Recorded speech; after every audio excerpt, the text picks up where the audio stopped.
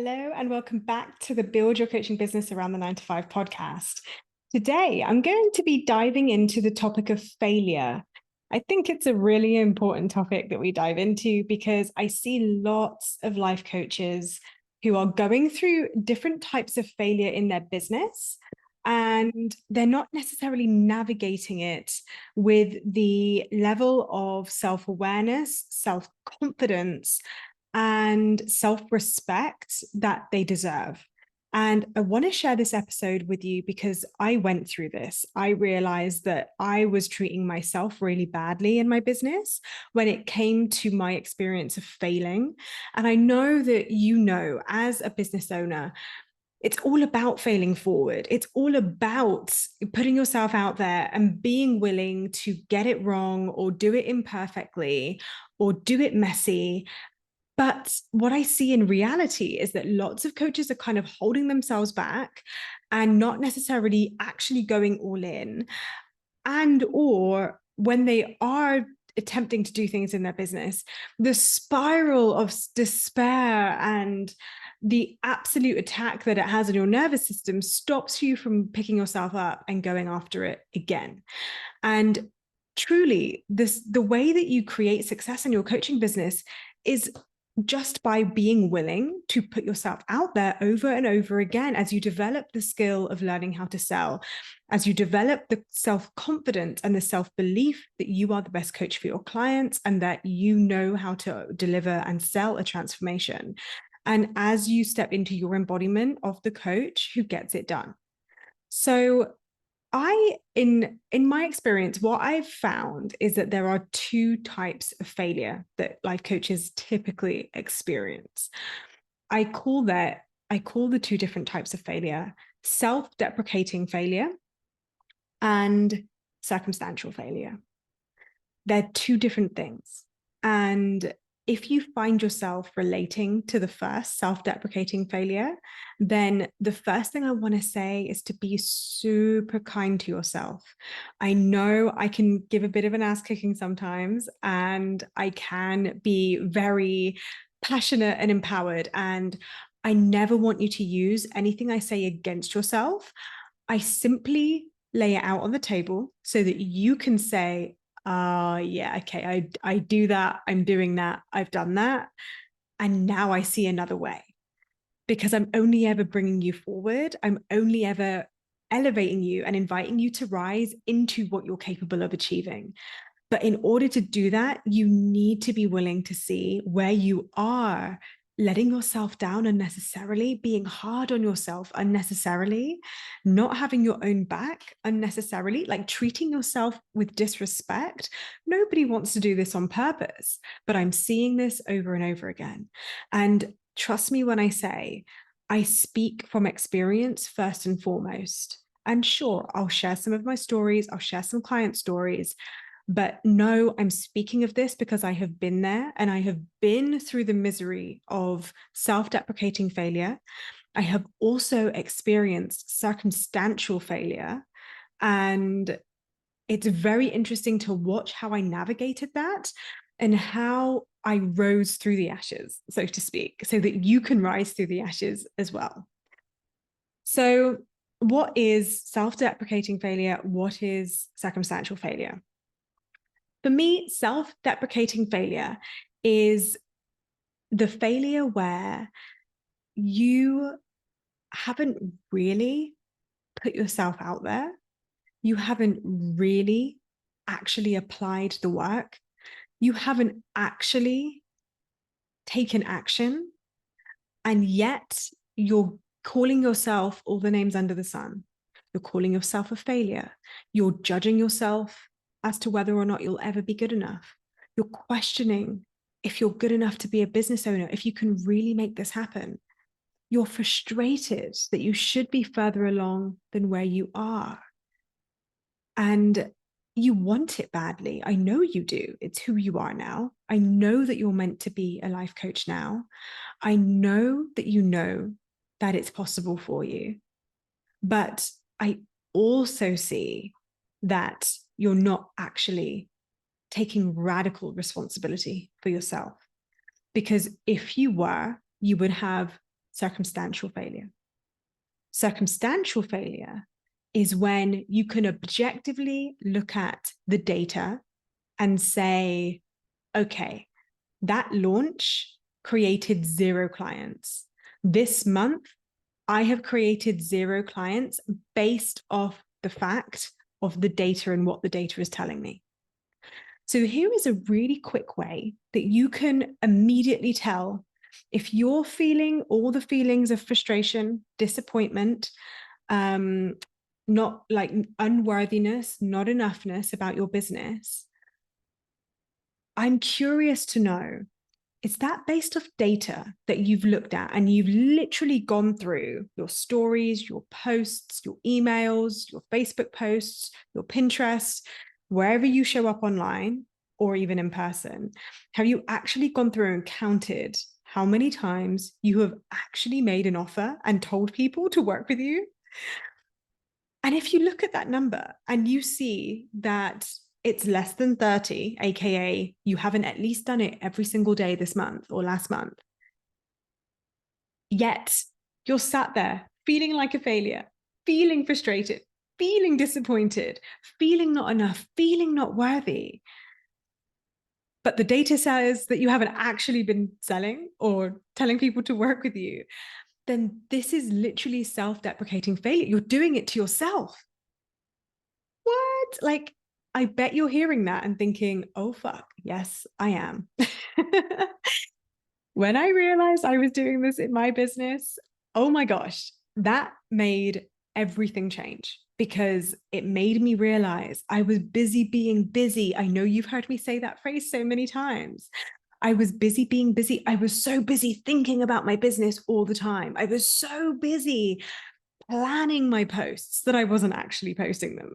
I was so busy plugging into trainings, watching what my favorite coaches were doing, listening to podcasts, but I wasn't then taking those learnings and embodying. I wasn't taking everything that I was learning and actually taking action and executing on the things that I was doing. I was so in my head, wanting it so badly, feeling all the feels, making it feel overwhelming. And I was feeling burnt out and more overwhelmed. And then it became more scary. And then I had to psych myself up to share a post. What is happening here? We're doing this to ourselves. So I say it in jest because truly, I like do not mean this to cause any self-shame. I don't want you to add onto the layer of what you realize is happening. What this awareness is now giving you is the power of agency. This is your invitation to go, okay, I see it. Now I need to be onto myself. And there's different ways you can do that. You can do it by having more of a plan every day. You can do it by, and this is what I advise my clients, to get absolutely clear on your non-negotiables that you're going to do every single day to create clients. And if you don't know what that is, then hire me. To notice the difference between fear stopping you and there being a really legitimate reason why you can or should not show up today, or why you can or should not take action in your business. Because the more onto yourself you are, the more you become aware of the impact or the lack of impact of the actions that you're not taking, the more equipped you are to make a radical change and start becoming the coach and the business owner that you know you are capable of being. And if you're still thinking, okay, but I get into these states of empowerment, I get into these states of, I'm just going to do it. And you have these little spikes of energy, of motivation, of inspiration, because you're listening to podcasts like this, and you're waiting for external circumstances like a podcast or like being sick and tired of your day job to actually spur you into action, then you're relying on things that are never going to actually support you in building the business that you want. Because in order to create consistency, you need to be willing to show up even when you're not feeling motivated and even when you're not feeling inspired. So the most important question here is not so much, are you willing to show up when you're feeling motivated and inspired, like you might be right now that you've had this kind of wake-up call, but are you willing to show up even when you're not motivated and inspired? Are you willing to show up and take even a tiny step in the right direction towards growing your business? And if the answer is honestly, well, I don't trust myself to be able to do that, then I invite you to book a consult with me, because this is exactly where I support my clients. One of my one-to-one clients, who is very senior in her 9-to-5 role, she has a full life, as we all do. Like she's got a partner, she enjoys her life fully. And she has a very busy 9-to-5, which often demands her to be working all hours, international hours. And one of the things that we've really navigated is really knowing the difference between busy work and actually what's going to move the needle. We got crystal clear on exactly how she wants to show up, where she wants to show up. We got crystal clear on her offer, so that she knew that when she did show up, it was really simple, really, really simple about exactly what she wanted to sell, what she was going to be talking about, how she wanted to communicate, what she was offering. We dove right into exactly who she's selling to, what her clients are dealing with, where they want to go. So it takes all of that confusion away. It takes all of that uncertainty and all of those excuses that you have away. Because when you have a very clear offer, the next natural step is to tell people about it. It's to want to help people and have people go through that offer with you. So that was the first step. And then the second step is getting clear on those non-negotiables, so that she knew exactly what she wanted to do every day. And then working on the energetic and the mindset of how to navigate even when she wasn't feeling motivated and inspired, because she was playing by a different set of rules. She's not waiting to feel good. She's committed to her business no matter what. That is what real all-in energy looks like. So let's dive in now into circumstantial failure. I said it's when the data isn't matching the desired results. So I have had it where I have created a workshop. I sold my heart out. I was all in. And this is a good litmus test of whether it's circumstantial failure or self-deprecating failure. Because you could have circumstantial failure. Let's say last month you didn't sell any coaching. You might say, well, the data tells me it's a 0, so I'm allowed to feel failure and disappointment. Of course you are. You can feel anything you want to feel, like feel your feelings. That's really important to do. But then what do you do next? Do you stay in that circumstantial failure and turn it into self-deprecating failure because you've used it as evidence of all the reasons it's not working, of all the ways that you're still confused, of all the ways that you don't know what to say to your clients, you don't know what to say when you show up, you don't know how to market?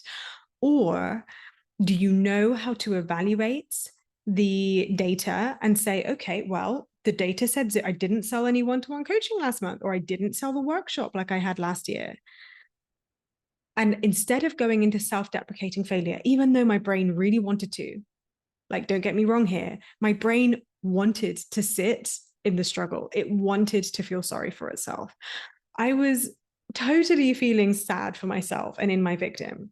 And I did that for like all of a week. That's quite a long time by my standard. But then as I moved through it, I then still had to look at the circumstantial failure and take radical action as the CEO of my business. I had to make decisions about what I was selling, what I want to do differently, how I'm going to show up for the next launch. I had to make sure I had a really clean energy going into the next thing that I was selling, and I wasn't dragging any of those self-deprecating thoughts with me. And I had to be really onto myself. It required self-coaching. It required having some self-dignity and self-respect to look at myself and go, you know what? It's okay. It's okay to fail. It's okay that this was a shit outcome. It's okay that you can hands down say that you put your all into it and acknowledge that there was clearly a gap in the marketing, in the selling, that there was something I needed to develop in my skill set when it came to communicating and really articulating what the problem was that I was solving and what the outcome that I was achieving, and really looking at how I was thinking about my offer, how I was showing up, what energy was I showing up in? Was I really taking up the space that I thought I was? Was I actually selling every day that I thought I was? Or did I think I was?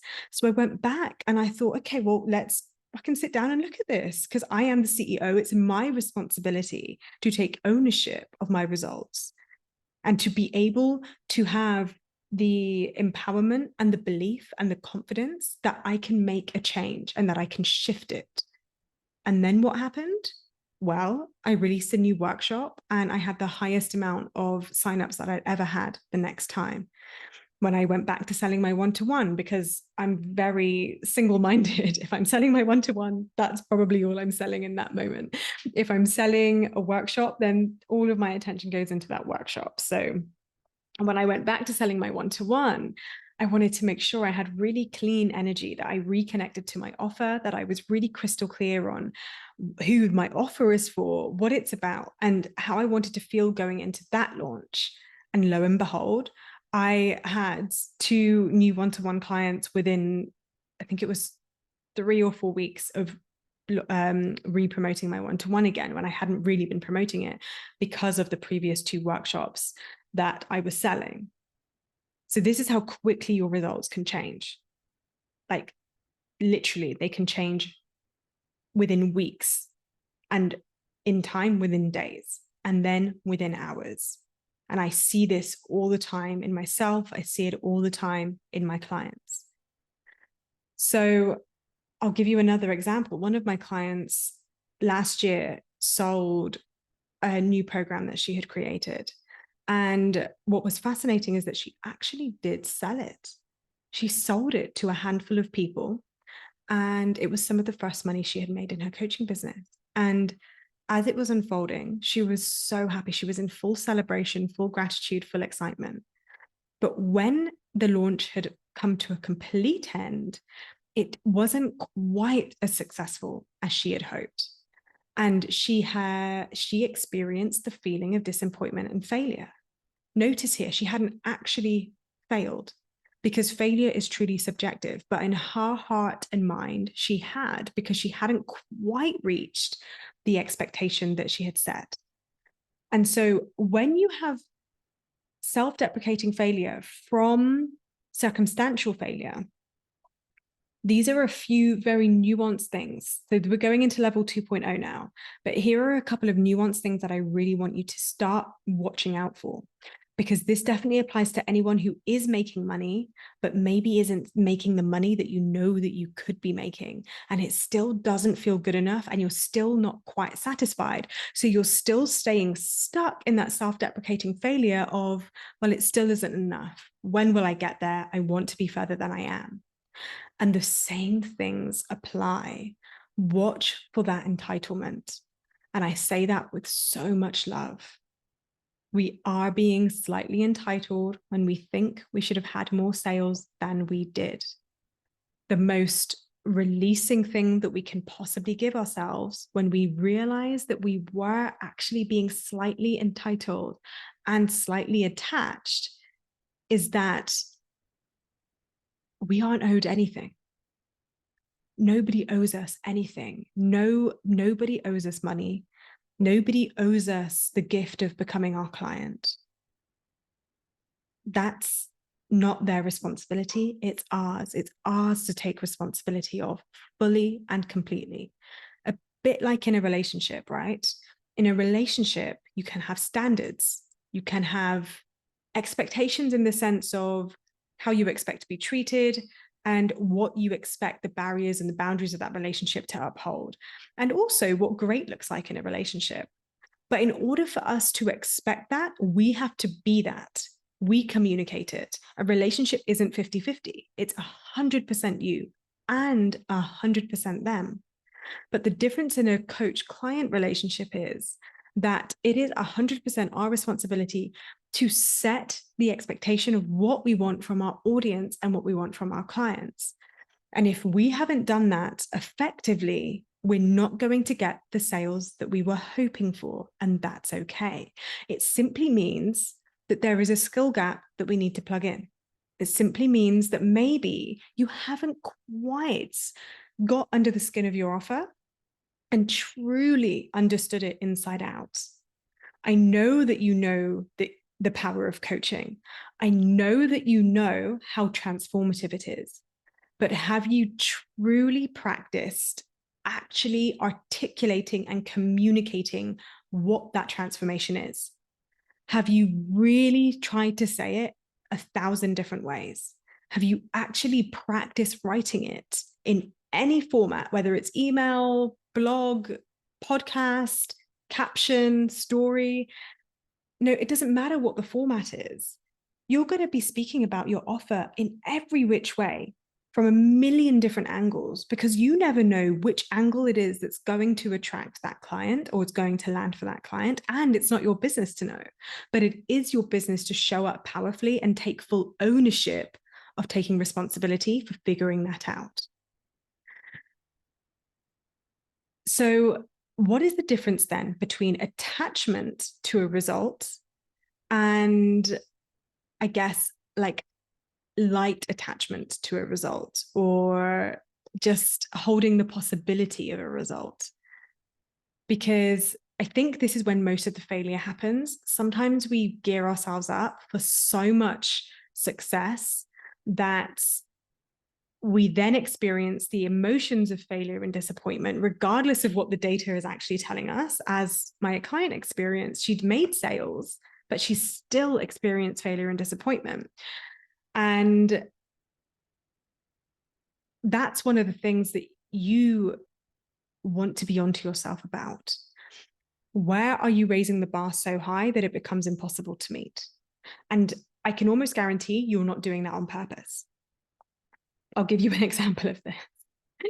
When I first got my certification, I wasn't really plugged into any other business groups. I had no context of what was realistic for someone who was brand new into the industry.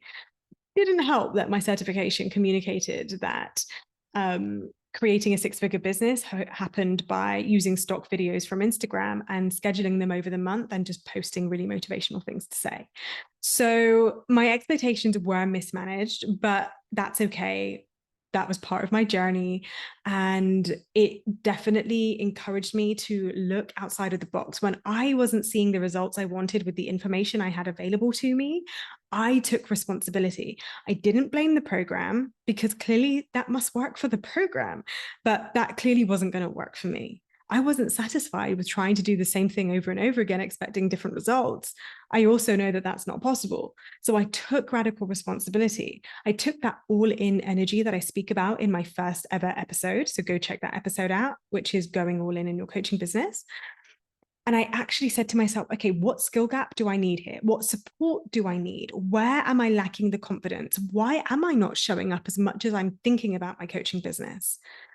Where are the gaps that I need to plug? Where am I having niche drama that still isn't resolved weeks and months later? Where am I still second guessing my price, and therefore I'm not showing up because I'm scared no one's really going to buy, and I'm creating the result that no one's buying because I'm not showing up because I'm scared of my price? So do you see how when we have fear, we actually create our own failure? Because all the reasons that we have, that I'm not good enough, that I'm not worthy enough, that people won't buy this, that I don't know what I'm doing, creates the results that I'm not worthy, that I'm not enough, or that I don't do enough, at least, that I don't communicate effectively, and that I don't end up selling, and therefore I don't sell. So in order to break that cycle, I knew I needed to get proper support. I knew I needed to invest. I also knew I needed to start taking radical responsibility. I knew that all in didn't mean leaving my 9 to 5, because I'd already left my 9 to 5 at that stage. So all in suddenly meant something different. It meant actually taking radical responsibility. It meant not sitting in self-deprecating failure. Now, it doesn't mean that, and this is, again, this could be another podcast, but this doesn't mean that you bypass the feelings of failure and disappointment, or that you don't acknowledge when you're experiencing failure and disappointment. It is very important that you feel your feelings. Now, if you don't know how to feel your feelings, if you don't know how to fully process an emotion from start to finish, then another brilliant reason for you to hire me as your coach. But the ability to be able to acknowledge when you are feeling anything in your business, failure, disappointment, frustration, entitlement, attachment, just fear in general, anxiety, fear of being visible, then the quicker that you can address that and fully complete that emotion, see it all the way through, address what's really going on, do the healing work, do the work to bring yourself back into safety, back into belonging, to take your power back in the most radical way, so that you can then get into your CEO energy and your CEO embodiment, look at the data, be onto yourself and ask yourself honestly, did I actually sell this thing? Did I really show up? Did I really speak about it like I believe it is truly the best way my clients can get a transformation? And then from that information, you can start to make a difference. So I hope this was enlightening for you. This is all things that I'm solving with my clients day in, day out. Don't get me wrong, they're not necessarily all coming to me saying, oh, I'm feeling like a failure, or like I'm a disappointment, or I'm feeling disappointed. That those words in and of itself actually rarely come up. It's often when there's been a launch, when there's been a zero sales for that month, but they learn, and something that I teach them, and that you've kind of learned here as well today already, is that there is a huge difference between self-deprecating failure and being in your victim and staying there, versus acknowledging when you're in your self-deprecating failure, having the radical responsibility to give yourself the graciousness, the self-love, the healing, the awareness, the work to complete that emotion, so that you can look at the circumstantial failure and make empowered decisions as a CEO of your business. So drop me a DM if that was helpful for you. And if you want to take the next step and get me as your coach to support you as you build your coaching business, whether or not you're still in the 9 to 5 or you're trying to stay out of the 9 to 5, I will help you. I will help you by creating an offer that you actually love, that you have absolute clarity on, so that you can sell powerfully daily. And I will help you build your capacity to do it daily in a way that suits you. And then when you show up, we're going to start developing the skill of marketing and selling. Whether you've never sold life coaching before, or whether you've actually sold some life coaching, but you want to make it more consistent, you want to make it more reliable, and you want to create a process where you know what you're doing every day, and you know how to show up, and you know that if you do X, Y, Z, it will create ABC, then we will do that too. And whilst we're doing that, we will navigate anything that life and business throws at you. And as you do all of those things, you will be stepping up into your next level self, into the soul-led CEO embodiment of who you are becoming, so that you can claim it fully, so that you can show up powerfully in your coaching business and love everything that you create. So if that feels aligned to you and you know that I'm the coach for you, then the next step is to book your free consult. On that call, which is a no pressure consult call, I will get a better feel for what's going on in your business, where you are now, where you want to be. We can talk about some of the failures that you've been experiencing if needed, and some of the things that have been holding you back and keeping you maybe in that self-deprecating failure, and or looking at some of the circumstantial failure and helping me see where we can tidy some things up in your business, whether it's your offer, your pricing, your sales, your marketing, even your delivery when clients are working with you. Then if it feels like we could be a good fit, if we're feeling the connection on the call and I'm seeing that I can absolutely support you in your coaching business, I will then introduce Thrive, my one-to-one program, to you. And you can hear it from the horse's mouth, so to speak, and I will tell you a bit more about it. And then if in our connection, in hearing about the program directly from me and seeing how it's going to support you in your business, if that still feels aligned and I'm feeling the alignment too, I will make you an offer and I will invite you to work with me. And if you want to say yes, we can be started within a week. And we can have your 2-hour CEO strategy session, which kicks off our 4 months together. And we can literally dive right into your business in that 2-hour session, and we will get you started with a bang. And if it's a no, then I fully respect that, and I'll let you go on your way. So to book your free consult, go to the show notes. I will put the link in the show notes, or you can find it on my website, which is www.coachingwithpamela.com/thrive in capital letters. That's /thrive in capital letters. I'm also very pleased to announce that Thrive 2.0 is coming. It is an upgrade to the current program that you get access to give you all of the trainings and workshops and philosophies, or sorry, let me rephrase that, to give you all of the trainings, the tools, and the philosophies that you need to sell one-to-one coaching and build your coaching business. I am loving upgrading it. I am introducing a brand new messaging mastery course, which is only going to be available for my one-to-one clients. And that's going to be releasing at the end of February, beginning of March, 2024. So this is the most beautiful time to join the program.